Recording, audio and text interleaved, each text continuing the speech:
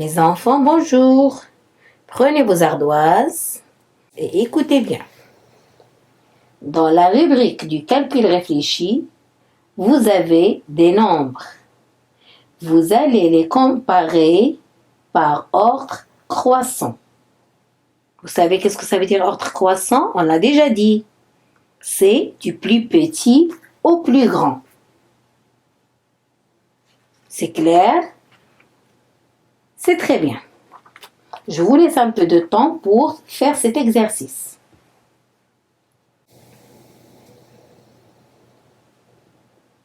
Vous l'avez fait? Bien. J'ai aujourd'hui un petit problème. Voulez-vous m'aider? J'ai 2 fruits, une mandarine et un melon que je dois mettre dans ce sac. Mais on m'a dit que je dois choisir un seul fruit et qui ne doit pas être lourd. Lequel des deux je dois choisir à votre avis?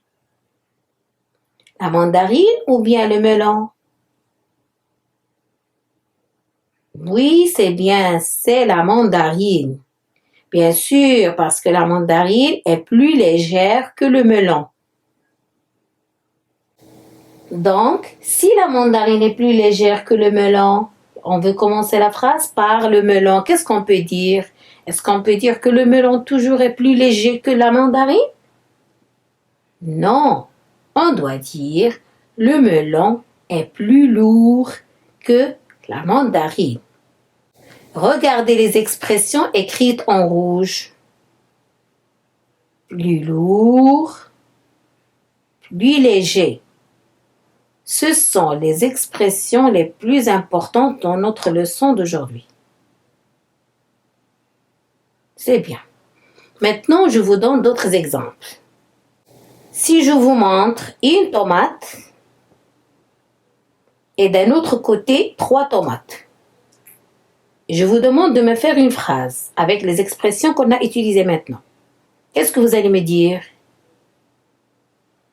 Oui, une seule tomate est plus légère que 3 tomates. C'est bien. Maintenant, je vous donne un autre exemple.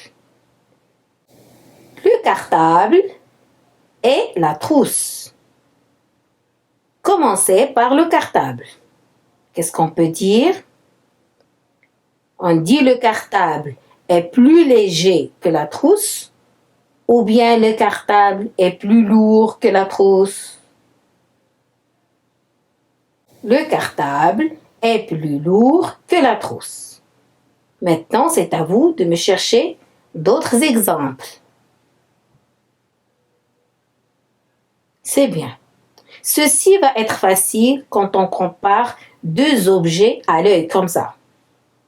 Mais si on veut comparer les masses de plusieurs objets, ça va être difficile de le faire comme ça.